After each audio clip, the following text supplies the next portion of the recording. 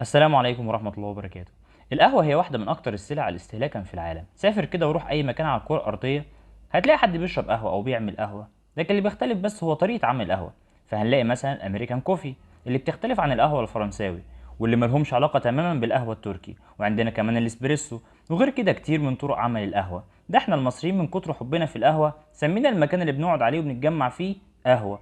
والسؤال هنا بقى، ليه الناس بتشرب قهوة؟ وهنحاول في الحلقة ديت ان احنا نجاوب على السؤال الضخم دوت، لان في كتير من الاسباب اللي بتخلي الناس تشرب القهوة، منها العادات الثقافية او الادمان الجسدي. وهنجاوب برضو اذا كانت القهوة مضرة ولا مفيدة صحيا. فاحنا هنحاول نغطي الموضوع من كل الزوايا الممكنة، ونحط احد المشروبات المفضلة في العالم تحت الميكروسكوب. اهلا بيكم، انا احمد اليسري من قناة اهي سهلة اهي. بس قبل ما نبدأ، لو لسه اول مرة تشرفني في القناة ما تنساش تعمل اشتراك في القناة وتفعل الجرس عشان يوصلك كل جديد، وهات فنجان القهوة بتاعك ويلا بينا.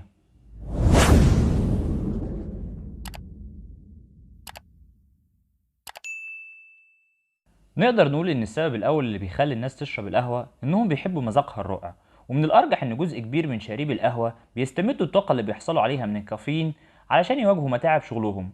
فالناس بتحتاج لميزة تقدر تساعدهم على الاستمرار في إدارة عملهم ومشاغلهم الأسرية، وكمان الاستمتاع أكتر بوقت الراحة. وبيحتوي فنجان القهوة في الصباح على ما يكفي من الكافيين لمنح الشخص متوسط الحجم دفعة جيدة من الطاقة. ومش بس كده، ده الكافيين كمان بيمنع الإيدينوزين، وده ناقل عصبي بيسبب النعاس. وبيساعد الكافيين كمان في زيادة التركيز عند الشخص وبيحسن الحالة المزاجية، وكل ده من الآثار المرغوبة عند معظم الناس. أما بقى بالنسبة للناس اللي بتسأل هل القهوة مفيدة صحيا ولا لأ، فأنا أحب أطمنك وأقولك إن القهوة لها كتير من الفوائد الصحية، وده علشان بتحتوي على الكافيين. لأن العديد من الدراسات العلمية أثبتت إن الكافيين ليه العديد من الفوائد الصحية للدماغ، لأنه بيحمي الدماغ من أمراض كتير زي الزهايمر وبيحسن الذاكرة طويلة المدى. ومش بتقتصر فوائد القهوة الصحية على الدماغ بس، لا، ده في بعض الدراسات أفادت إن تناول القهوة بانتظام بيقلل من خطر الإصابة بتليف الكبد وبيدعم صحة القولون. وفي كمان بعض الفوائد اللي مش معروفة قوي للقهوة بس أنا هقولك عليها، زي انخفاض معدل الإصابة بحصوات الكلى، وتقليل خطر الإصابة ببعض أنواع السرطان زي سرطان البروستاتا وسرطان الرأس والرقبة وسرطان الثدي.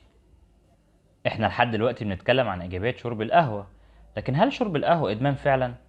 احب اطمنك انك لو زي حالاتي مش بتشرب اكتر من 4 كوبايات متوسطة الحجم من القهوة يوميا، فانت مش مدمن قهوة.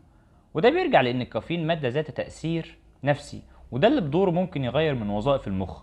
وده بالنسبة للناس اللي بتشرب اكتر من 4 اكواب قهوة في اليوم، فهم معرضون لخطر الإصابة بإدمان الكافيين.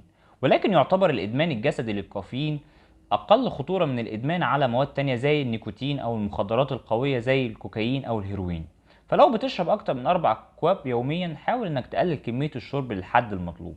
في بقى نوع من الناس بيشربوا القهوة نفسيا كده، لأنها بقت جزء من روتينهم اليومي. يعني ما يمنعش مثلا في وقت البريك في الشغل نعمل فنجان قهوة ونشربه، أو لما بنتجمع في القهوة بالليل مع الأصدقاء ناخد فنجان قهوة على الماشي، او مثلا قاعدين في النادي بنضرب فنجان قهوه عشان كل اللي معانا طالبين قهوه فما يضرش برضه. فالنوعيه دي من الناس بتشرب القهوه كجزء من التواصل مع الاشخاص اللي بيهتموا بيهم. وبصراحه كده الاعتماد النفسي مش مفهوم قوي زي الاعتماد الجسدي على القهوه، ولكن كل اللي نقدر نقوله ان من الصعب على الاشخاص المعتمدين على القهوه نفسيا ازالتها من روتينهم اليومي. ومن المفارقات العجيبه ان النوعيه دي من الناس بتشرب القهوه لمجرد شربها وبس.